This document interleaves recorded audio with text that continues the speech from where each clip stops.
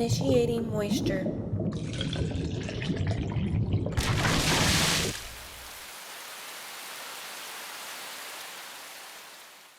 Welcome to the Moist Meter. Today we'll be analyzing the moisture within, the evil within too. There's not a whole lot of evil within here, and there's not a whole lot of moisture within here either. I don't mean to immediately spoil that off the bat, but I've been reading the reviews for this game, and everyone's giving it like an 8 out of 10, and I wholeheartedly disagree with that, and I really just can't understand what could have warranted that high of a score for this game. I think it's an enjoyable game, but it's just barely above average with a ton of flaws. Now, it seems that every reviewing outlet is just comparing it to the first Evil Within, which I really enjoyed, and it seems all the reviewing outlets are echoing the same thing. It's better than the predecessor in this area and that area, so here's an 8 out of 10 and 9 out of 10. But it's all in regards to the previous game, not as an actual game itself. It's just better than the last one, so we're going to give it a higher score. And I think that's really misleading, because there's a lot of problems with this game. I think it's still enjoyable, but there's definitely objectively a lot wrong. The first being uninspired voice acting. The voice acting is just laughably bad at some points. A lot of times it feels like I'm playing House of the Dead and listening to Goldman talk to me. There's certain times where I felt, I could do a better job, and when I do voice acting and I hear that shit back, I'd rather be listening to a fucking urine stream hitting a toilet bowl. And it's enough to really take you out of the experience, and the game's supposed to really be an emotional journey, but the voice acting turns it into this comedy experience, and the script doesn't do it any favors. The dialogue can be so laughably bad. It feels like some 12-year-old wearing a trench coat was trying to think of some edgy lines and they threw them in here, and it just comes across so flat and bad. And the main story really isn't that bad. There's a lot of pacing issues, but the story overall is exciting, it's interesting, and it's different, which I always welcome. But it's really held back by some truly horrible dialogue and awful voice acting. They would have been better off just doing a Banjo-Kazooie route and just having grunts for all the characters than having the actors they had in here. Just have them fucking farting into the mic at different pitches. That would have been better.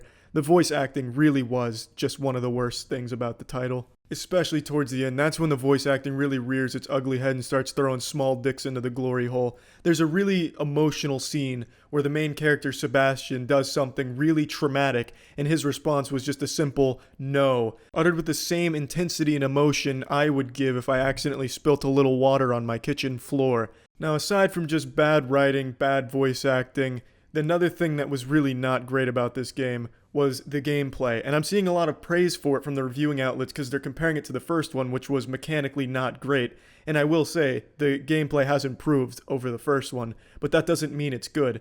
I mean, it's like comparing, you last 4 seconds during sex, and then the next time you last 5. Yeah, it's improvement, but that doesn't make it that great either.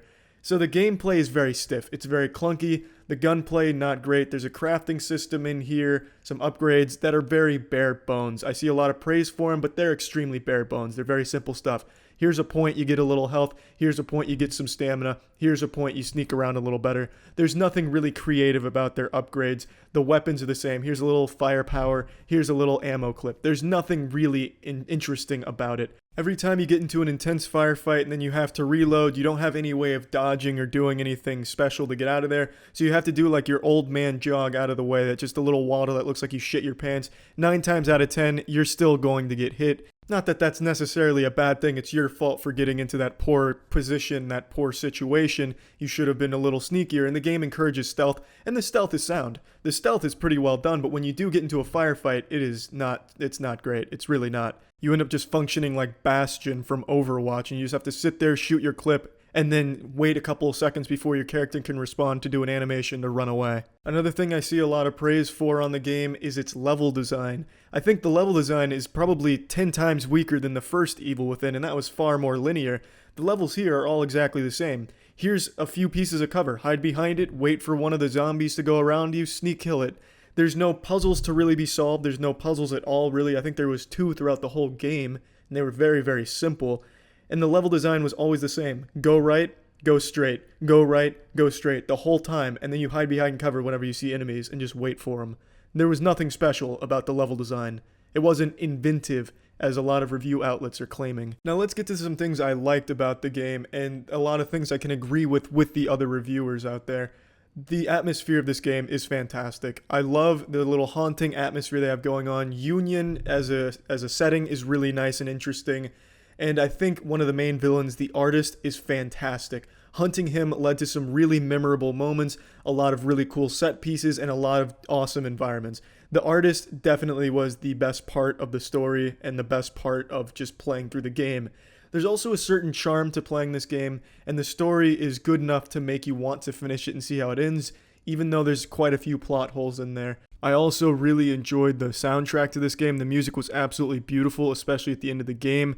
Truly just a fantastic fit for the tone. Everything just kind of fit with what was going on. Music was truly a massive improvement over the last one. Just fantastic score here. There's also quite a bit of content here. It took me 10.5 hours to beat the game, and that was without playing a whole ton of side missions. I also didn't even find all of the weapons either. So there's a lot to do and a lot to find within Union here.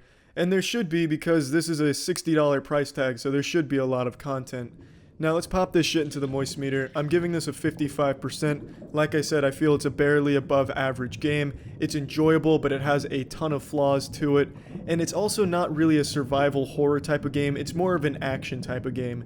If you're someone who enjoys a more old school experience and doesn't mind clunky controls and a lot of different superficial problems, you'll probably enjoy this. And if you're a fan of Resident Evil games, you'll definitely probably enjoy this one. But from a purely objective standpoint, I really can't understand how every single reviewer out there is giving it anywhere from an 8 to 9 and everything in between.